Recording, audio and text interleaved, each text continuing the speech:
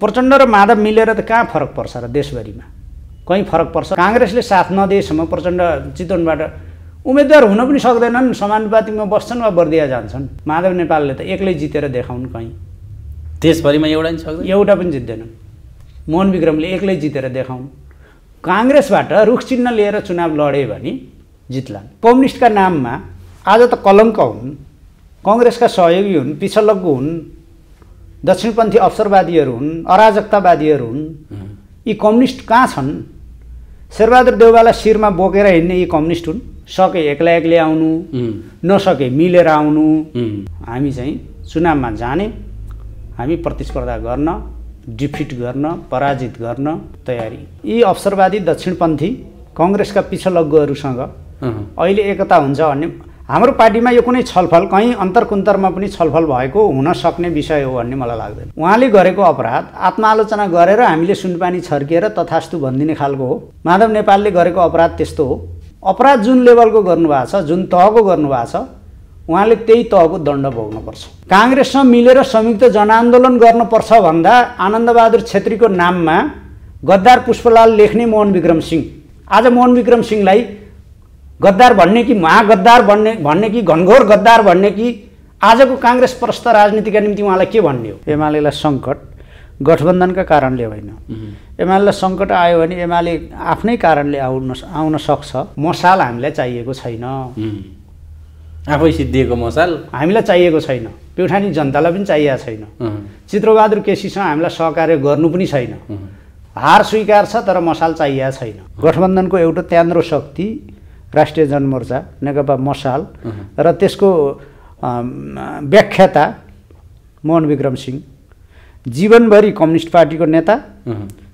अनि आखिरी समयमा नेपाली काङ्ग्रेसको नेतृत्वको भाष्यकार मसालप्रति कहीँ पनि नरम मिजाजसम्म राख्न आवश्यक छैन यी धोकेबाज हुन् बेइमान हुन् विश्वासघाती हुन् अवसरवादी हुन् यी अहिले काङ्ग्रेसका पिछलग्गु हुन् दुर्गा पौडेललाई मन्त्री किन बनाउने के योग्यता छ र मन्त्री चलाउने भनेको त्यसो भएर मन्त्री बनाउन हुन्न भन्ने मान्छे म पनि हो एमाले एक्लै लड्छ एक्लै बहुमत ल्याउँछ एमालेको नेतृत्व कमरेड केपी शर्मा ओलीको नेतृत्वमा यसलाई साथ दिनेहरूलाई साथमा लिने काम गर्छ तर कुरा के हो भने यस्ता अनुचित अराजनीतिक अनैतिक मुखौटा कम्युनिस्टहरूसँग एकता गर्नुपर्ने कारण देख्दैन उहाँहरू काङ्ग्रेसबाट उठ्नुभयो भने प्युठानमा पनि काङ्ग्रेसले भोट हाल्छन् कि मलाई थाहा छैन तर गिलास लिएर हिँड्नुभयो भने प्युठानका जनताले भोट हाल्दैन पात देख्यो पात हल्लाउने रुख देख्यो रुख हल्लाउने हाँगा देख्यो हाँगा हल्लाउने र जनवाद ल्याउने भन्ने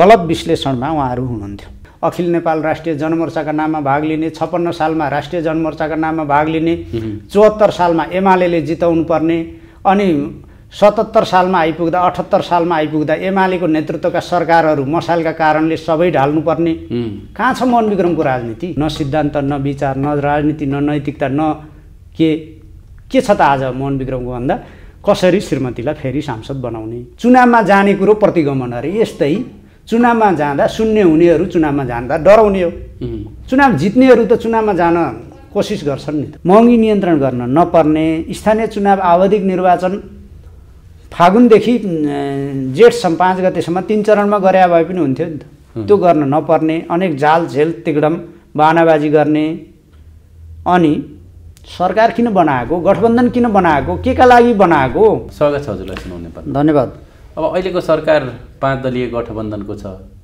एकतिर नेकपा एमाले एकतिर गठबन्धन के छ यसलाई चाहिँ एमालेले कसरी हेरिरहेको छ यो चाहिँ जनताले परीक्षण गर्न हेर्न परख गर्न र यसका परिणाम दुष्परिणामहरू हेर्न पाइरहेका छन् यो गठबन्धन देश र जनताको निम्ति होइन केही चाहिँ जनताबाट तिरस्कृत भएका जनमतमा पछाडि परेका किनारा लागेका व्यक्ति र समूहहरूको काले काले मिलेर खाउँ भाले को एउटा चाहिँ स्वार्थी गठबन्धन हो यो सिद्धान्तहीन हो यो दर्शनको यसको कुनै सानो सम्बन्ध छैन सिद्धान्तहीन छ अराजनीतिक छ अनैतिक छ जनादेश विपरीत छ र स्वार्थी छ अवसरवादी छ तर यही गठबन्धनका कारण एमालेलाई अलि सङ्कट हुने जस्तो अवस्था पछिल्लो समय जुन देखिँदैछ त्यो सङ्कट चाहिँ मानिसहरूले त्यो सङ्कटको भाष्य निर्माण गर्ने कोसिस गरेका छन्। एमालेलाई सङ्कट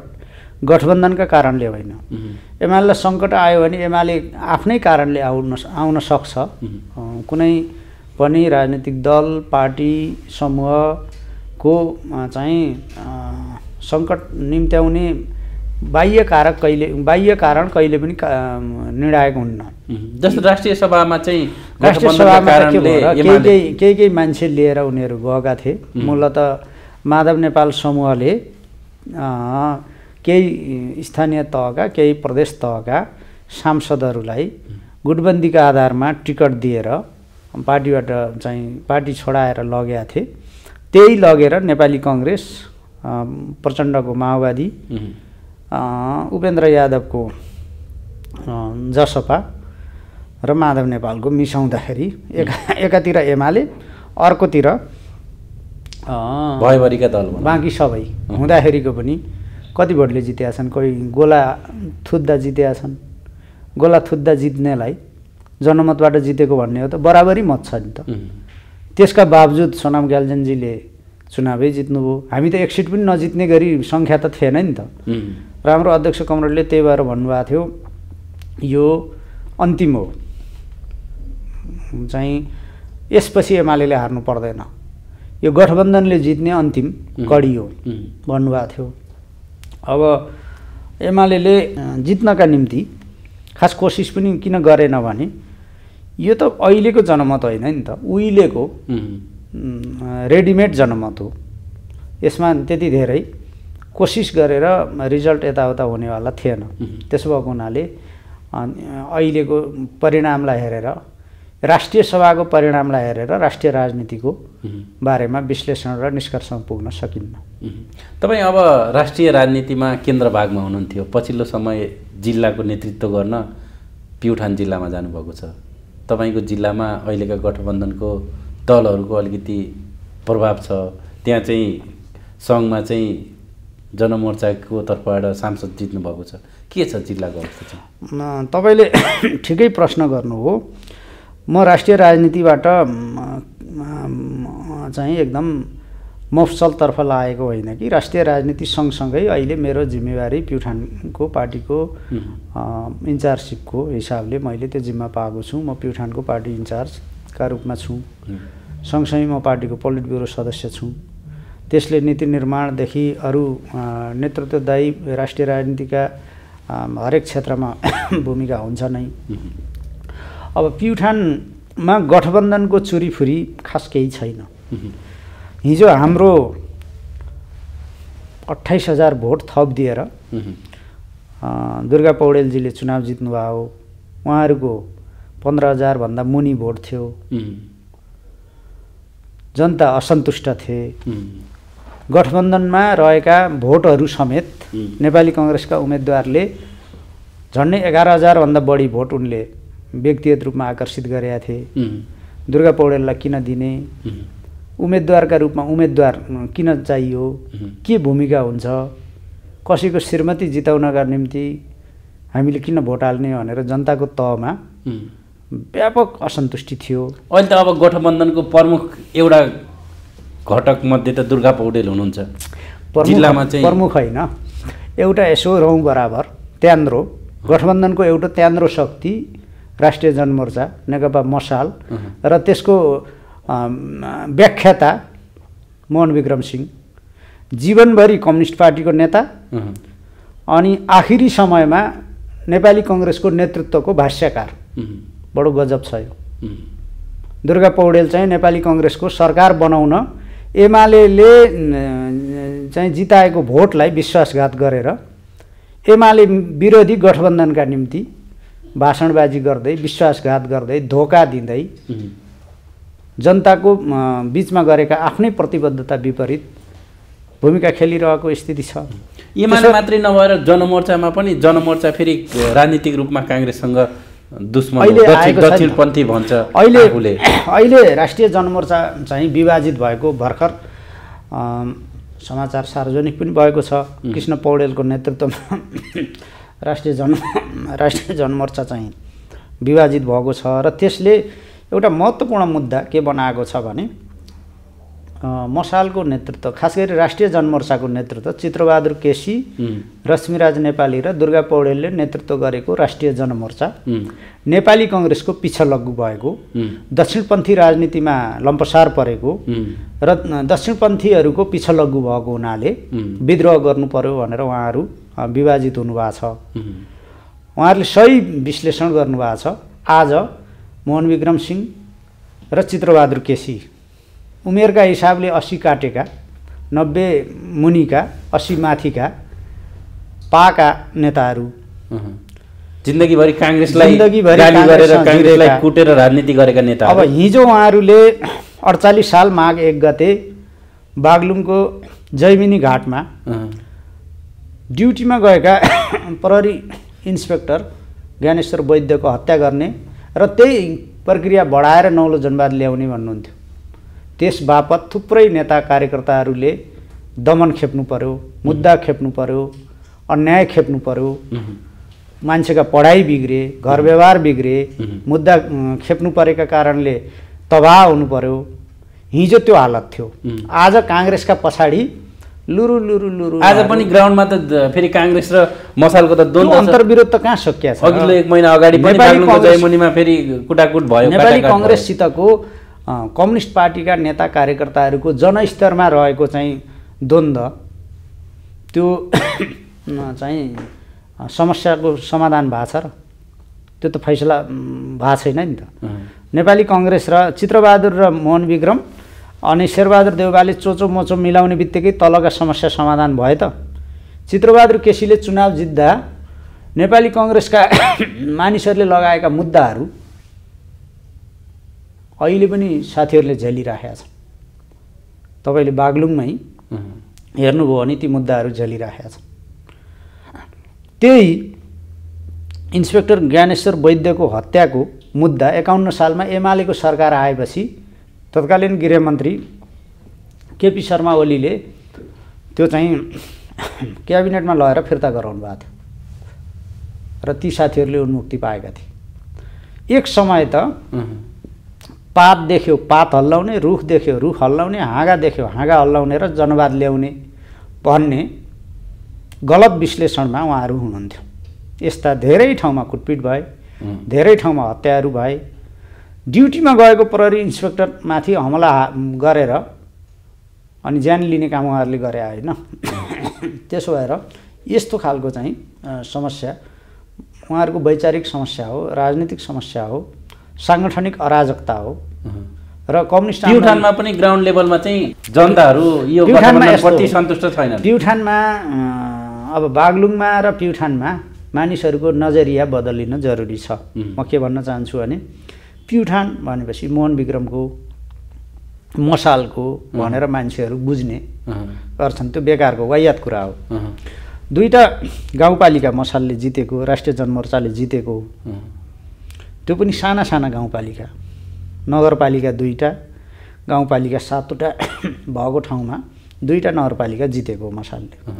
अब आउने चुनावमा ती 2टा पालिका पनि उसले जित्ने कुनै सम्भावना छैन। हामीले त मसालको अहिलेको जुन तौर तरिका छ, राष्ट्रिय जनमोर्चाको जुन तरिकाको गलत धोखाधडीपूर्ण राजनीति छ, यसलाई सबक सिकाउनुपर्छ भनेर स्पष्ट उद्घोष गरेका छौँ। त्यो झिमरुक र मल्लरानी गाउँपालिकामा पनि अब मसाललाई चाहिँ त्यहाँ मसाललाई वर्चस्व राख्न नदिने, उनीहरूबाट चाहिँ त्यहाँको पकड खोज्ने, मसाल विरोधीहरू मिलेर जित्ने, त्यो चाहिँ हामीले त्यो घोषणा गरेका छौँ। किनभने 49 सालदेखि उहाँहरू चुनाव लड्दै आउनुभएको छ। आज कति वर्ष भयो? 78 साल आउँदा 49 देखि 30 वर्ष 32 वर्ष उहाँहरूले जित्नुभयो। के गर्नुभयो त? जनताले प्रश्न गरिराखेका छन्। उहाँहरूको सङ्कीर्णता, उहाँहरूको सानोचित्त, उहाँहरूको नीतिहीनता र पार्टी चलाउन ती पालिकाहरूको साधन स्रोतको दुरुपयोग, साइज अनुसारका पार्टी हुन्छन् नि, ती चलाउन साधन स्रोतको दुरुपयोग, यसमा उहाँहरूको चाहिँ सारा दुरुपयोग भ्रष्टाचार यो गर्नुभएको छ र जनताले यो धेरै नजिकबाट हेरेका छन्। र म भन्न खोजेको के हो भने हामी त्यहाँ पहिलो शक्ति हौँ, नेकपा एमाले पहिलो शक्ति हो। 74 सालको निर्वाचनकै तपाईँले तथ्य हेर्नुभयो भने हामी एउटा प्रदेशको मात्रै सदस्यका उम्मेदवार थियौँ, एउटा माओवादीको, अनि सङ्घीय प्रतिनिधि सभामा राष्ट्रिय जनमोर्चाको उम्मेदवार थियो। त्यसका बावजुद समानुपातिक तर्फ मत हेर्नुभयो भने नेकपा एमालेको एक्लै 28,000 मत छ, राष्ट्रिय जनमोर्चाको 14,000 यस्तै, माओवादीको 12,000 भन्दा मुनि, कङ्ग्रेसको 23,000 हाराहारी। पहिलो शक्ति त हामीले परिचालन नगर्दा, कहाँ कसका श्रीमती जिताउन लाग्दा, कहाँ कसलाई जिताउन लाग्दा एउटा उम्मेदवार लिएर जनताको बिचमा जाँदा जिल्लाभरिबाट हामीले पाएको भोट त्यो हो। यो स्थिति हो कि त्यसो भएर हामी पहिलो शक्ति हौँ र पहिलो शक्तिका हिसाबले हामीले मसाल प्युठानमा अब छैन भन्ने ठाउँमा पुर्याउँछौँ। मसाल सिद्धिन्छ, प्युठान सिद्धिन्छ। स्थानीय चुनावसम्म पुगिसक्दा अहिले नै अस्तित्व रक्षाका हिसाबले लडखडाइराखेको छ। जस्तै अहिले यो जुन एउटा समूह फुट्यो नि तपाईँले भने जस्तो कृष्ण पौडेल, यसले चाहिँ कतिको प्रभाव पार्छ? कृष्ण पौडेल मात्र होइन, पहिला त पार्टी फुट्यो। 2031 सालदेखि आजसम्म आइपुग्दा मसाल 24 पटकभन्दा बढी फुटिसकेको छ। यो अन्तिम पटक, अहिलेसम्मको अन्तिम पटक चाहिँ कृष्ण पौडेलहरू, सन्तबहादुर नेपाली, झलक सिंहहरू, गोविन्द सिंह थापाहरू, विमल शर्माहरूको नेतृत्वमा मोहनविक्रमको जति नै राजनीतिक जीवन भएका नेताहरूको नेतृत्वमा त्यो पार्टी फुटिया छ र नेकपा मसाल केन्द्रीय समन्वय समिति बनाएर उहाँहरू सक्रिय हुनुहुन्छ। त्यसपछि उहाँहरू जनमोर्चा नयाँ बनाउनु भयो कृष्ण पौडेलको नेतृत्वमा। अरू विभिन्न जनसङ्गठनहरू, जनवर्गीय सङ्गठनहरू उहाँहरू बनाउँदै हिँड्नु होला। प्रगतिशील पत्रकार सङ्गठनको अध्यक्ष उदय जीएमले राजीनामा गर्नुभयो र उहाँ त्यो पार्टीबाट अलग भइसक्नु भएको छ। एक हिसाबले भन्नुहुन्छ भने मसाल आफ्नो सिङ्गो राजनीतिक समयका हिसाबले सबैभन्दा अन्तिम कष्टकर र अस्तित्व रक्षाको छटपट्टिमा छ। र प्युठानमा भ्रम दिनलाई मोहनविक्रम सिंह अहिले आफ्ना बाउले छोडेको ठाउँमा जग्गा किन्ने, घर बनाउने, त्यहाँ बस्ने, अनि सानातिना ओडा टोलका कार्यक्रममा पनि जाने, कसरी श्रीमतीलाई जिताउन सकिन्छ भन्ने ढङ्गले कोसिस गर्ने, यो चाहिँ क्रियाकलापमा लाग्नु भएको छ। शुद्ध अराजनीतिक एउटा परिवार केन्द्रित यो स्थिति छ। तपाईँ हेर्नुभयो भने मोहनविक्रम आफू महामन्त्री हुनुहुन्छ, दुर्गा पौडेल उपाध्यक्ष अनि राष्ट्रिय जनमोर्चाको प्रवक्ता, चित्रबहादुर केसी भैरवा बस्ने, रश्मिराज नेपाली बिरामी गढवा बस्ने, सारथा कार्यकारी अध्यक्ष दुर्गा पौडेल त्यो हुनुहुन्छ। उहाँ दुर्गा पौडेल अब उहाँको कान्छी श्रीमती भइहाल्नुभयो। प्रदेश सभामा तारा जीसी, एउटा जितेको गाउँपालिकामा अध्यक्ष तिलक जीसी, उपाध्यक्ष पवित्रा जीसी, अरू सबै एउटा परिवार केन्द्रित, एउटा चाहिँ मोहनविक्रमसँग कुरा मिल्ने, त्यो परिवारसँग चाहिँ राग मिल्ने, अनुराग मिल्ने व्यक्तिहरू उहाँको परिवारका मान्छे, कोही श्रीमती, कोही बुहारी, कोही भाइ बुहारी, कोही को, यस्तो मान्छेहरू मात्रै कम्युनिस्ट पार्टीका नाममा उहाँहरूले त्यहाँ त्यस ढङ्गले दुरुपयोग गरिरहन्छ, जिम्मेवारी दिने, निर्वाचनमा लैजाने गर्नुभएको छ।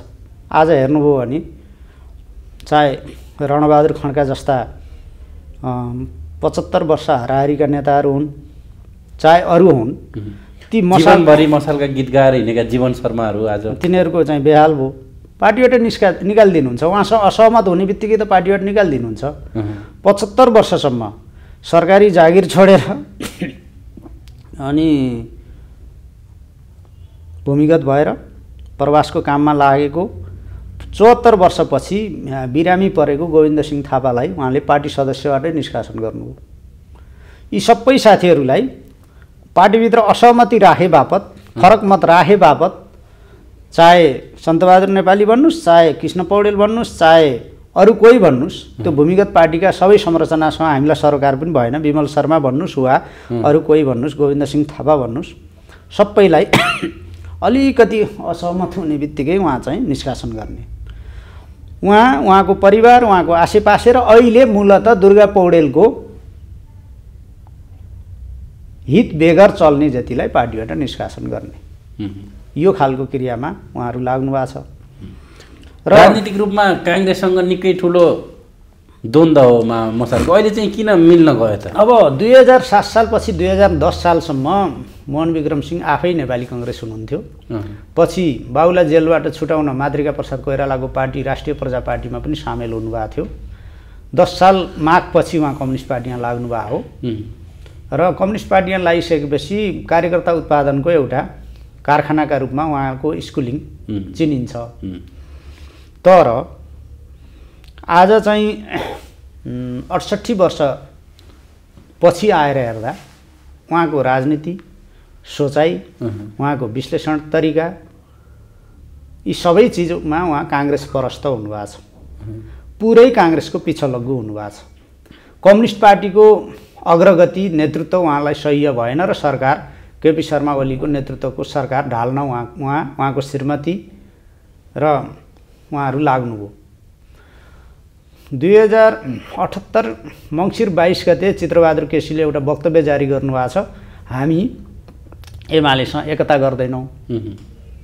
यस्तो यस्तो अलि तथ्यहीन, झुट र भ्रमपूर्ण एउटा वक्तव्य जारी गर्नुभएको छ। अनि एमाले र भाजपा बीच चाहिँ साँठगाँठ भएको भन्ने खालको बकवास छाँट्नु भएको छ। एमालेका भोटले जित्ने, सांसद हुने, एमाले बनाएर मन्त्री उपप्रधानमन्त्री हुने, खाने, घिच्ने, अनि एमालेका विरुद्ध यस्तो बकवास गर्ने चित्रबहादुर केसी। मान्छे गोरु बुढो भयो भने भिर खोज्छ, मान्छे बुढो भयो भने न्यु खोज्छ भन्ने एउटा भनाइ छ नि। यो खालको चाहिँ रवैया उहाँहरूको देखिन्छ। हामीले त भनेका छौँ, हामी यो मसाल हामीलाई चाहिएको छैन, आफै सिद्धिएको मसाल हामीलाई चाहिएको छैन, प्युठानी जनतालाई पनि चाहिएको छैन। चित्रबहादुर केसीसँग हामीलाई सहकार्य गर्नु पनि छैन। हार स्वीकार छ तर मसाल चाहिएको छैन। लुम्बिनी प्रदेशको सरकार, गण्डकी प्रदेशको सरकार त मसाल निर्णायक बेलामा भएको बेलामा पनि त हामीले सरकार गुमायौँ नि। मसालले त हामीलाई कहीँ सहयोग गरेन र कहीँ पनि हामीले केन्द्रीय नेतृत्वलाई पनि भनेका छौँ, मसालप्रति कहीँ पनि नरम मिजाजसम्म राख्न आवश्यक छैन। यी धोकेबाज हुन्, बेइमान हुन्, विश्वासघाती हुन्, अवसरवादी हुन्। यी अहिले काङ्ग्रेसका पिछलग्गु हुन्। मोहन विक्रम सिंहको 68 वर्ष पुरानो ठाउँमा उहाँ फर्किनु भएको छ। 68 वर्ष अगाडि उहाँ कङ्ग्रेस हुनुहुन्थ्यो, 68 वर्ष पछाडि फेरि काङ्ग्रेस परस्त। अहिले त गठबन्धनको बारेमा व्याख्या विश्लेषण गर्ने र डेन्टिङ पेन्टिङ गर्ने व्याख्याता चाहिँ भाष्यकार अहिले मोहन विक्रम सिंह, अरू केही कारण होइन। अब दुर्गा पौडेललाई जिताउन बागलुङमा पनि जनमोर्चा कार्यकर्ताहरूले रुखमा भोट हाल्ने स्थिति आउँछ। उहाँहरू काङ्ग्रेसबाट उठ्नुभयो भने प्युठानमा पनि काङ्ग्रेसले भोट हाल्छन् कि मलाई थाहा छैन, तर गिलास लिएर हिँड्नुभयो भने प्युठानका जनताले भोट हाल्दैनन्। भनेको अब दुर्गा पौडेलले जित्न रुख बोकेर हिँड्न पर्ने अवस्था आयो। रुख नबोकी सुख छैन। मोहन विक्रमको सेकेपछि त उहाँ कहाँ कहाँ जानुहुन्छ मैले केही भन्न परेन। मोहन विक्रम छँदै एकचोटि चुनाव जित्ने, मन्त्री बन्ने उहाँको चाहिँ निकै ठुलो अतिरिक्त धोको छ। त्यो उहाँहरूको आफ्नो पारिवारिक धोको हो जस्तो लाग्छ। प्युठानमा चाहिँ दुर्गा पौडेलले चुनाव जित्ने कुनै वस्तुगत आधार, जनमत, जनताको समर्थन छैन। तत्कालीन नेकपा हुँदा चाहिँ दुर्गा पौडेललाई मन्त्री बनाउन सरकारले अस्वीकार गरेका कारण गण्डकी र यताको सरकारमा धोका भयो। अब यो मैले सार्वजनिक समाचार मैले पनि पढेको हुँ, सुनेको हुँ। उहाँहरूको माग के थियो, प्रधानमन्त्रीज्यूले के भन्नुभयो त्यो चाहिँ थाहा छैन। उहाँलाई सभामुख बन्नका निम्ति पार्टीका तर्फबाट भनिएको, उहाँ सभामुख बन्न उपसभामुख बन्न चाहिँ तयार नहुनुभएको भन्नेसम्म म जानकारी राख्दछु। तर हामीले सांसद जितायौँ, दुर्गा पौडेललाई मन्त्री किन बनाउने, के योग्यता छ र मन्त्री चलाउने भनेको। त्यसो भएर मन्त्री बनाउन हुन्न भन्ने मान्छे म पनि हुँ। दुर्गा पौडेल मन्त्री बनाउन योग्य, मन्त्री चलाउने योग्यता भएको, त्यो ढङ्गले देश बुझेको व्यक्ति त होइन। उहाँले जे प्राप्त गर्नुभएको छ, मोहन विक्रमको श्रीमती हुनु बाहेक अरू के योग्यताले पाउनु भएको छ?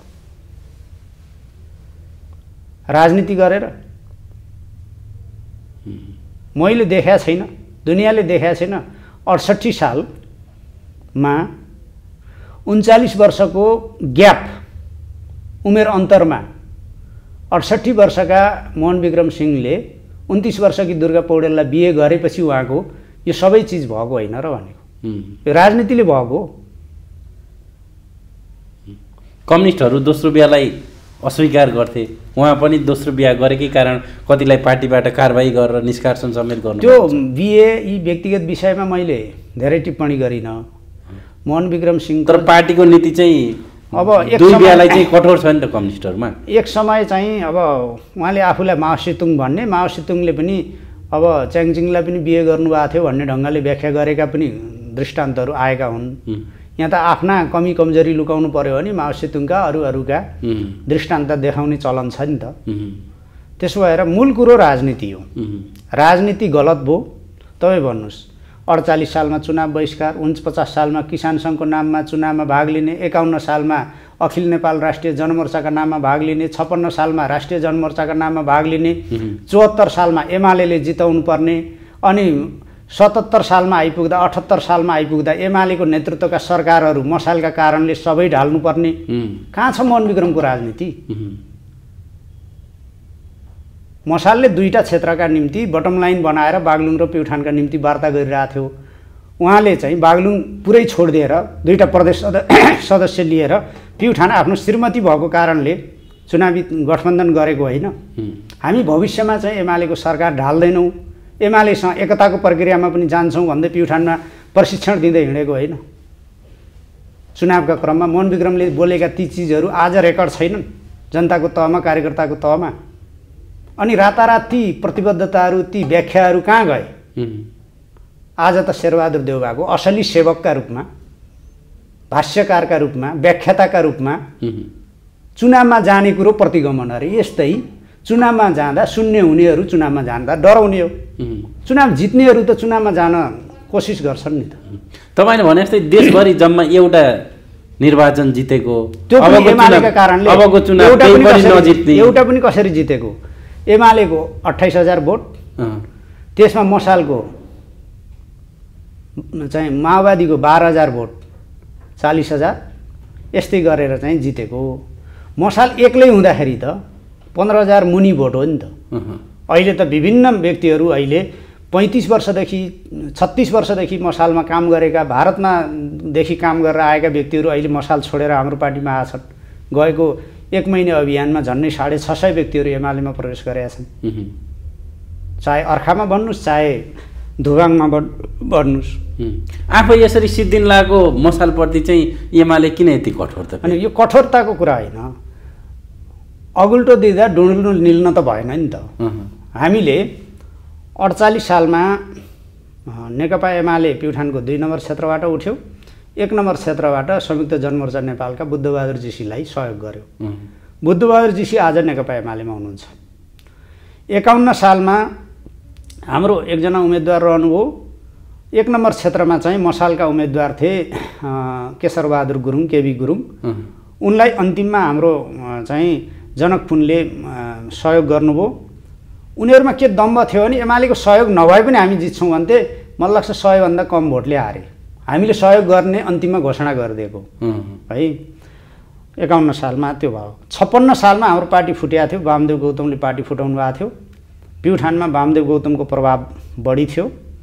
त्यसपछि दुईटै क्षेत्र हामीले गएर मसालको प्रचार गरेको, हरि आचार्य र नवराज सुवेदीको पक्षमा भोट मागेर हिँडेको। जबकि जनमतका हिसाबले मसाल त्यतिखेर पनि पहिलो शक्ति थिएन, दोस्रोतिर झरिसकेका थियो। 64 सालमा प्युठानमा दुईटै क्षेत्र माओवादीले जित्यो, जुनसुकै कारणले जित्यो भए पनि जित्यो।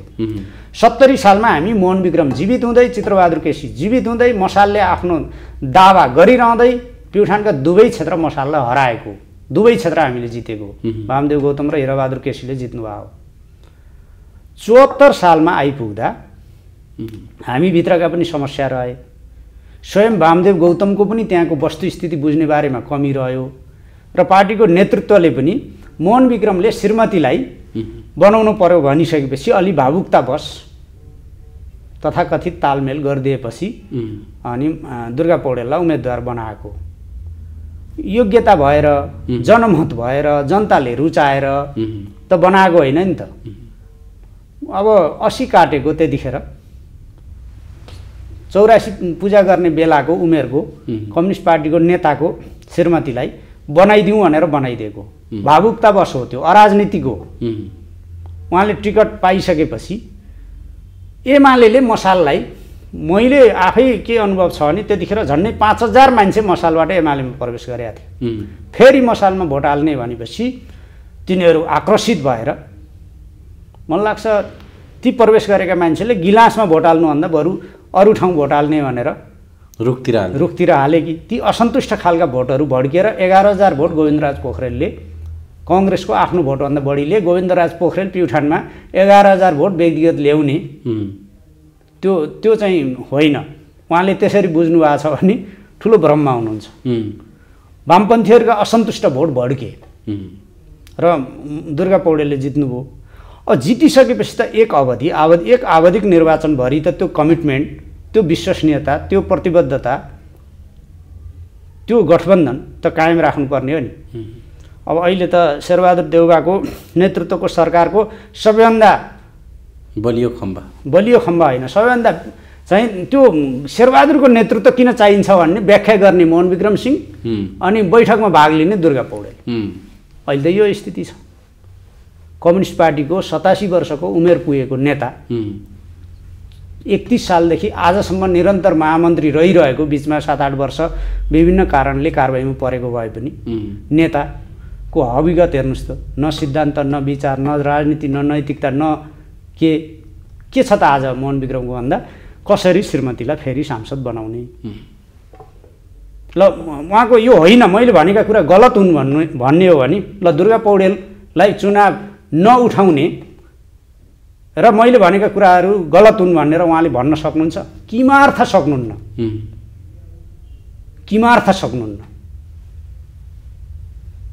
कुरा चाहिँ यो। अब जनमोर्चा अहिले गठबन्धनमा त छ तर सरकारमा छैन, त्यसको भूमिका? यो सब नौटङ्की। गठबन्धन बनाउने, देउवालाई प्रधानमन्त्री बनाउने, केपी शर्मा ओलीलाई सरकारबाट हटाउने, शङ्कर पोखरेललाई हटाउने, पृथ्वी सुब्बा गुरुङलाई हटाउने, अब कृष्णचन्द्र नेपालीलाई बनाउने, अर्को अब माओवादीको सोनामलाई बनाउने, यहाँ शेरबहादुर देउवालाई बनाउने, सरकारमा छैन। के नौटङ्की हो? दुर्गा पौडेलको इच्छा पुरा गर्दै हुन्छ नि त अहिले। के नौटङ्की गरेको तपाईँ भन्नुहोस्? भूमि आयोग गठन हुन्छ, बागलुङको अध्यक्ष र प्युठानको अध्यक्ष मसालले राजनीतिक नियुक्ति लिएको छैन? बार्गेनिङ छ फेरि। राजनीतिक नियुक्ति लिने, मन्त्री चाहिँ नबनाउने।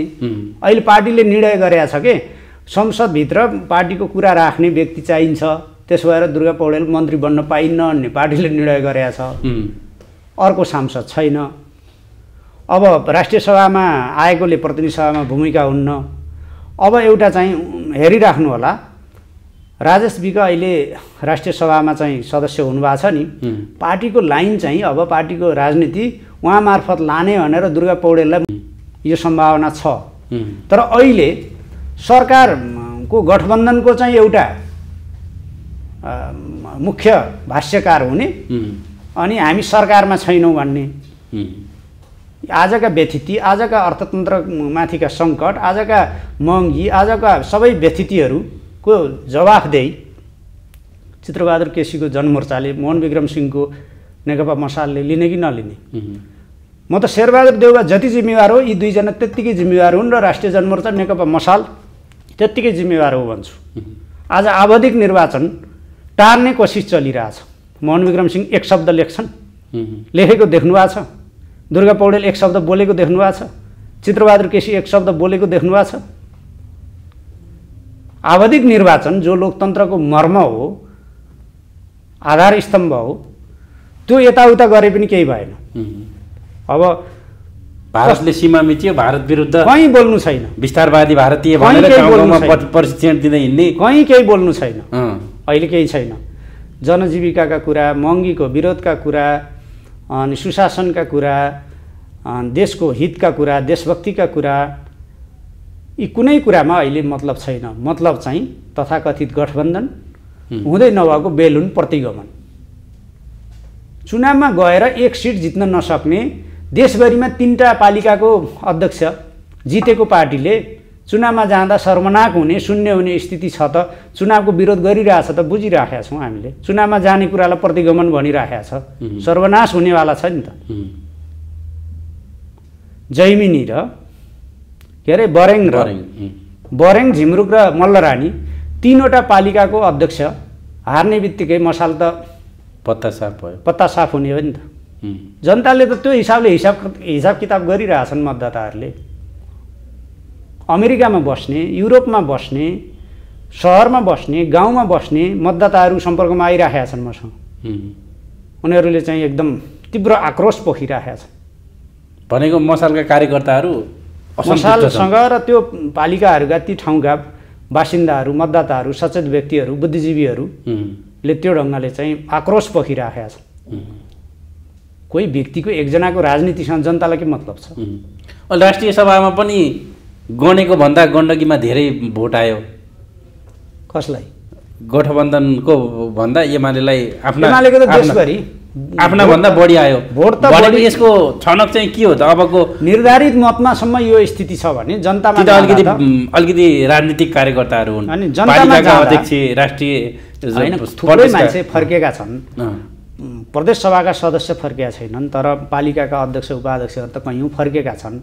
र उनीहरू पद जान्छ भनेर अलिअलि डराएर पनि कति खुल्या थिएनन्, मतमा चाहिँ उनीहरूले प्रकट गरेका छन्। निर्धारित मतमा, पार्टी खुलेका मतमा त त्यो स्थिति छ भने जनतामा जाँदा हेरौँ न त, 5 भाइ एकातिर एउटा तुलामा आउनु, सके एक्लै आउनु, नसके मिलेर आउनु, गठबन्धन गरेरै आउनु। हामी चाहिँ चुनावमा जाने, हामी प्रतिस्पर्धा गर्न, डिफिट गर्न, पराजित गर्न हामी चाहिँ तयारी। एक्लै आउँदा के हुन्छ अबको निर्वाचन? एक्लै आउँदा त एमालेले धेरै ठाउँ सजिलै जित्छ। प्रचण्ड माधवको अवस्था के हुन्छ त? प्रचण्ड र माधव मिलेर त कहाँ फरक पर्छ र? देशभरिमा कहीँ फरक पर्छ? जस्तो चितवनमा प्रचण्डको 15,000 भोट छ भने माधवको 5,000 भोट होला, 20,000 होला। चुनाव जित्न कति चाहिन्छ? 30-32,000। 30-32,000ले पनि पुग्दैन, 40,000 चान्चुन भोट ल्याउनुपर्छ। काङ्ग्रेसले साथ नदिएसम्म प्रचण्ड चितवनबाट उम्मेदवार हुन पनि सक्दैनन्, समानुपातिकमा बस्छन् वा बर्दिया जान्छन्। उनकोमा त्यो खिचडी पाकिराखेको छ। कहाँ छन् माधव नेपाल र प्रचण्ड मिलेर जित्ने क्षेत्र? प्रचण्डको पार्टीले एक्लै जित्ने केही ठाउँ छन्। आजको स्थितिमा त्यो पनि चुनावको माहौल नयाँ सिर्जना हुँदा के हुन्छ भन्न सकिन्न। 56-74 सालमै हामीसँग नमिल्या भए प्रचण्डको 6वटा 7वटा भन्दा बढी सिट आउँथेन। अब हुने त्यही हो। माधव नेपालले त एक्लै जितेर देखाउनु कहीँ। देशभरिमा एउटा नि सक्दैन, एउटा पनि जित्दैनन्। मोहन विक्रमले एक्लै जितेर देखाउनु। काङ्ग्रेसबाट रुख चिन्ह लिएर चुनाव लडे भने जित्लान्। एमालेसँग प्रतिस्पर्धा हुन्छ नि त। आफ्नो चुनाव चिन्ह ल्याएर प्रचण्डले कलमको चाहिँ कसले चिनेको छ? कलम भने यो जमानामा कलम चिन्ह कसले चिनेको छ? यो पार्टी फुटाउने पार्टी फडुवाहरूको चिन्ह हो भनेर मान्छेले बुझेका छैनन् भनेको। हँसिया हतौडा यति बदनाम छ। हँसिया हतौडा प्रचण्डको पार्टीको चिन्ह हो भन्ने चाहिँ 64 सालपछि चिन्दै आछन्। तर त्यो पार्टीको भोट 64मा कति थियो, 70मा कति भयो, 74मा कति भयो, अब हेर्नुहोस् न 79मा कति हुन्छ। प्रचण्डको पार्टी 2048 सालको स्थितिमा हाराहारी त्यही स्थितिमा पुग्छ। जनमोर्चाले जति जितेका थियो नि 8-9 सिट, प्रचण्डको त्यही हालत हो। कुनै त्योभन्दा बढी केही हुनेवाला छैन। केही समानुपातिक भोटले केही अलिकति बढ्ला, तर प्रत्यक्षतिर हेर्नुभयो भने त्योभन्दा कमै हुन्छ। माधव नेपालको त प्रत्यक्ष नजिते पनि केही समानुपातिक भोटले कहीँ आउन सकिएला भन्ने अपेक्षा न हो। चुनावी एकता काङ्ग्रेसले साथ नदिएको अवस्थामा माधव नेपाल प्रचण्डहरूसँग एमालेको चुनावी एकताको सम्भावना माधव नेपाल र प्रचण्डसँग एमाले चुनावी एकता गर्ने अहिले तपाईँहरूले यसरी पनि सोच्ने छलफल गर्ने विषय छ। यो कम्युनिस्ट भन्ने यी कम्युनिस्टका नाममा आज त कलङ्क हुन्, कङ्ग्रेसका सहयोगी हुन्, पिछलग्गु हुन्, दक्षिणपन्थी अवसरवादीहरू हुन्, अराजकतावादीहरू हुन्। यी कम्युनिस्ट कहाँ छन्? शेरबहादुर देउवालाई शिरमा बोकेर हिँड्ने यी कम्युनिस्ट हुन्। मैले त्यही भएर भनेको छु, यो कम्युनिस्टका नाममा भ्रम नदिनुहोस्, बरु काङ्ग्रेसमा प्रवेश गर्नुहोस्, एकता गर्नुहोस्, काङ्ग्रेसमा मिल्नुहोस्। यो कम्युनिस्ट काङ्ग्रेसलाई बलियो बनाउने राजनीति लिएर कम्युनिस्ट पार्टीका नाममा भ्रम नदिनुहोस् भनेर मैले प्रचण्डलाई, माधव नेपाललाई र मोहन विक्रम सिंहलाई भन्दै आएको छु। भनेको एकताको कुनै सम्भावना छैन। मैले त माधव नेपालसँग पनि यी विजातीय तत्त्वहरूसँग, यी अवसरवादी दक्षिणपन्थी कङ्ग्रेसका पिछलग्गुहरूसँग अहिले एकता हुन्छ भन्ने हाम्रो पार्टीमा यो कुनै छलफल कहीँ अन्तरकुन्तरमा पनि छलफल भएको हुन सक्ने विषय हो भन्ने मलाई लाग्दैन। यिनीसँग एकता गरेर तालमेल गरेर हुन्छ के? हिजो गरेको होइन र? हिजो चाहिँ सङ्घीय सरकार, प्रदेश सरकारहरूमा एमालेलाई सर्वनाश गर्न लाग्ने चाहिँ सबैभन्दा दुष्ट को हुन् भनेर हेर्नुभयो भने तपाईँले आफै नाम लिनुहोस् न। फेरि दुष्टहरूसँग एकता गरेर जनताले पत्याउँछन् हामीलाई। एमाले एक्लै लड्छ, एमाले एक्लै लड्छ, एक्लै बहुमत ल्याउँछ। एमालेको नेतृत्व कमरेड केपी शर्मा ओलीको नेतृत्वमा यसलाई साथ दिनेहरूलाई साथमा लिने काम गर्छ। तर कुरा के हो भने यस्ता अनुचित, अराजनीतिक, अनैतिक मुखौटा कम्युनिस्टहरूसँग एकता गर्नुपर्ने कारण देख्दैन। माधव नेपालहरू आत्मआलोचना गरेर आए भने पनि आत्मआलोचना गरेर सुनपानी छर्किने तहको अपराध गर्नुभएको छ उहाँले गरेको अपराध आत्मआलोचना गरेर हामीले सुनपानी छर्किएर तथास्तु भनिदिने खालको हो। माधव नेपालले गरेको अपराध त्यस्तो हो। अपराध जुन लेभलको गर्नुभएको छ, जुन तहको गर्नुभएको छ, उहाँले त्यही तहको दण्ड भोग्नुपर्छ। उहाँले त गर्ने सबै गर्नुभयो नि। बितेको 6-7 महिनामा के बाँकी राख्नुभयो? शेरबहादुरको उहाँ कार्यकर्ता हो, बैशाखी हो, लट्ठी हो। उहाँ प्रचण्ड र चाहिँ मोहन विक्रम सिंहको, चित्रबहादुर केसीको राजनीति बितेको 7 महिनामा देख्नु भएको छैन र? काङ्ग्रेससँग मिलेर संयुक्त जनआन्दोलन गर्नुपर्छ भन्दा आनन्दबहादुर छेत्रीको नाममा गद्दार पुष्पलाल लेख्ने मोहन विक्रम सिंह, आज मोहन विक्रम सिंहलाई गद्दार भन्ने कि महागद्दार भन्ने कि घनघोर गद्दार भन्ने कि आजको काङ्ग्रेस प्रस्थ राजनीतिका निम्ति उहाँलाई के भन्ने हो? गद्दार पुष्पलालका लेखक आनन्दबहादुर छेत्रीजी के भन्नुहुन्छ? संयुक्त जनआन्दोलन गरेर पञ्चायत फाल्नुपर्छ भन्ने त्यो फर्मुलेसन, त्यो सूत्र विकास गर्ने कमरेड पुष्पलाललाई गद्दार पुष्पलाल लेख्ने मोहन विक्रम सिंह आज काङ्ग्रेस प्रस्थ पिछलग्गु दक्षिणपन्थी भएर हिँड्दा उहाँलाई के भन्ने? म प्रश्न गर्न चाहन्छु।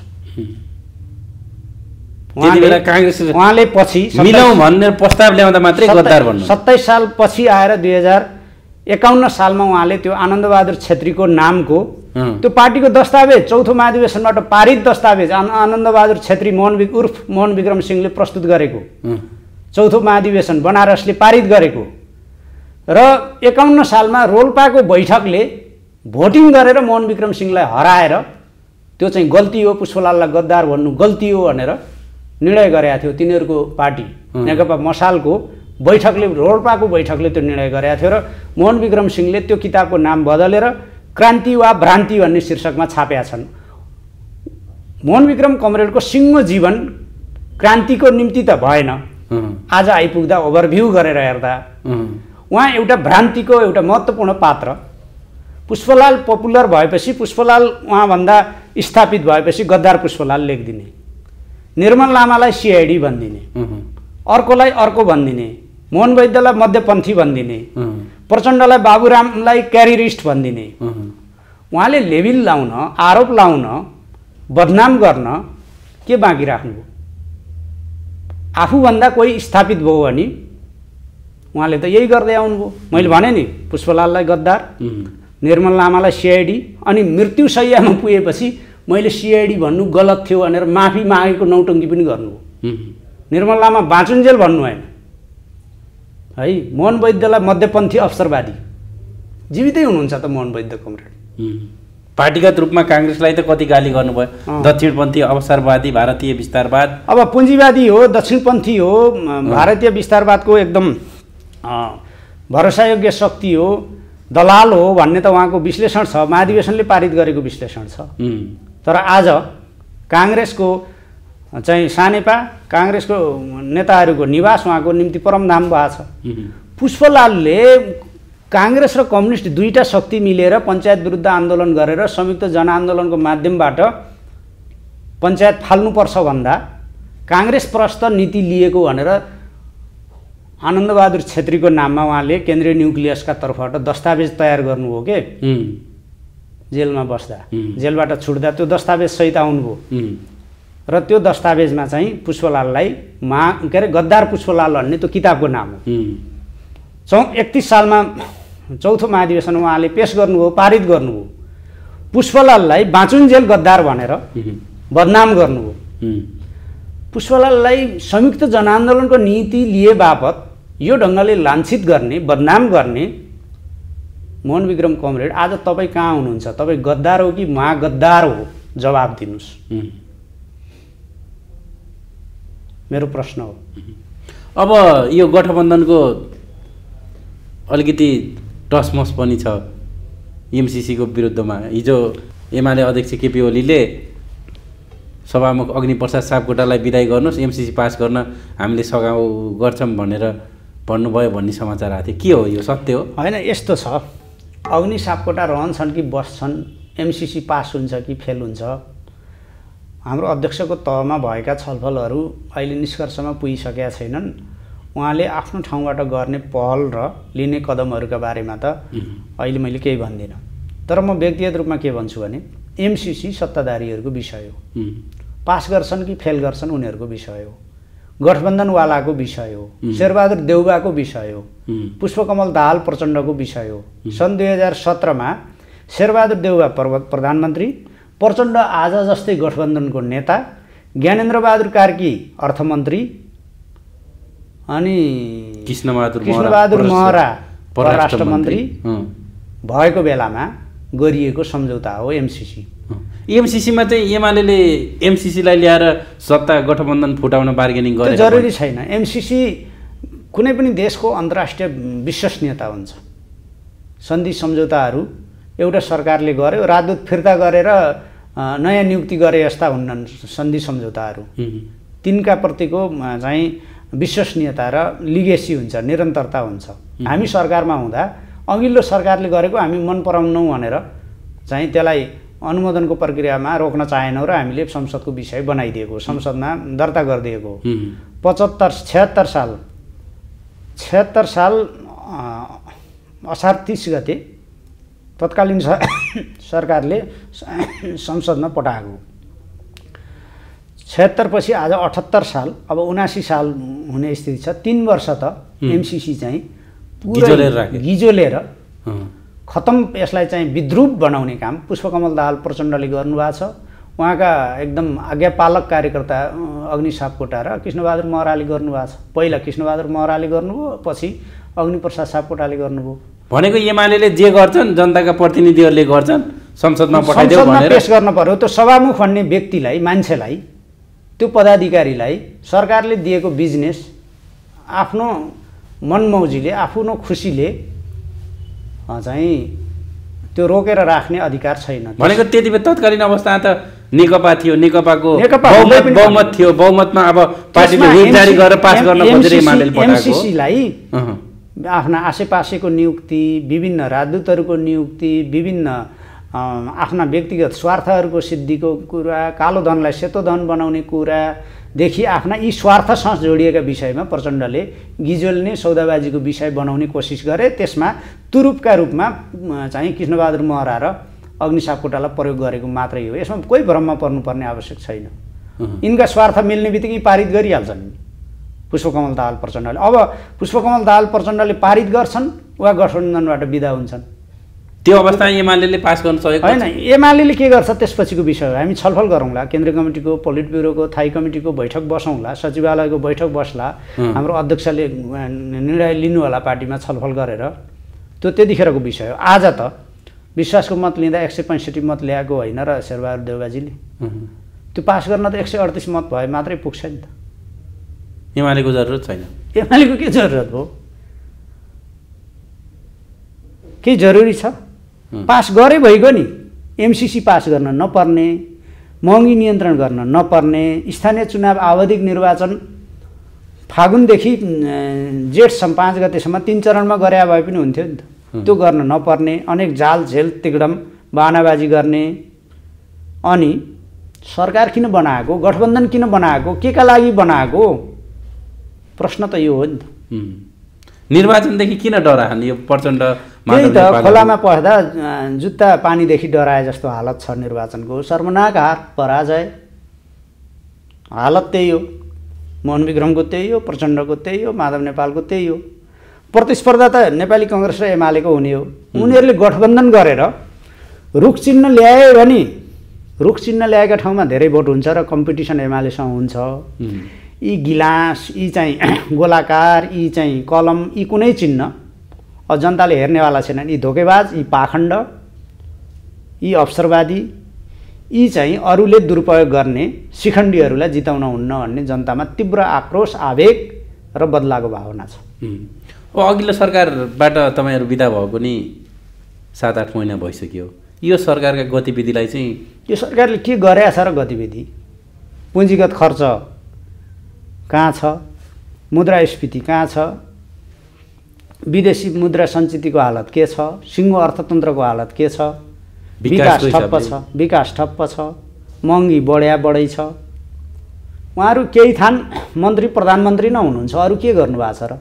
7 जनाले प्रदेश चल्थ्यो, 18 जनासम्म मन्त्री बनाउनु भएको छ। एउटा झ्याल, एउटा मन्त्रालय प्रदेशमा, त्यो हालत छ। सङ्घीयताको चाहिँ हुर्मत लिने काम गर्नुभएको छ। के काम गर्नुभएको छ देखाउन लायक? एउटा पनि। एमालेको विरोध, केपी शर्मा ओलीको विरोध, काङ्ग्रेसको सेवा। काङ्ग्रेसमा प्रवेश गरे हुन्छ के, पार्टी एकता गरे हुन्छ। यो कम्युनिस्ट पार्टीका नाममा चाहिँ काङ्ग्रेसको सेवा गर्ने यस्ता यी पाखण्डी समूहहरू चाहिन्नन्। कम्युनिस्ट हुनु भने कम्युनिस्टको व्यवहार गरून्। पाखण्डको पनि त हद हुन्छ नि त। एउटा हदसम्म पाखण्डको भ्रम हुनसक्छ। अहिले त पाखण्डको कुनै भ्रम बाँकी छैन। हस्, महत्त्वपूर्ण समयको लागि यहाँलाई धन्यवाद।